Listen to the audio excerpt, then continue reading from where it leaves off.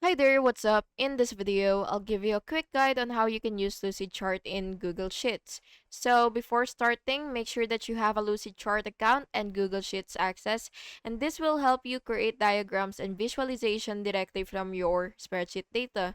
So the first thing that you will have to do is of course open your Google Sheets, and once you're here, you will just have to click extensions and look for add-ons and click get add-ons and wait for it to load. And now that you're here, you will just have to search for Lucid Chart diagrams and just go ahead and click that and wait for it to load once again.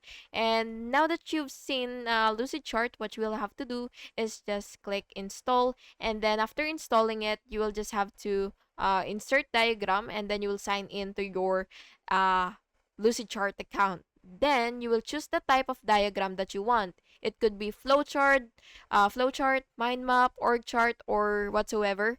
And then you will just have to select your spreadsheet data import if necessary. Then you will just have to click insert, and then your diagram will appear in Google Sheets, and you can resize or edit it if you want. And yeah, that's basically how you do it. I hope you found this video helpful, and if you did, please make sure to like and subscribe for more videos like this. Thank you and have an awesome day.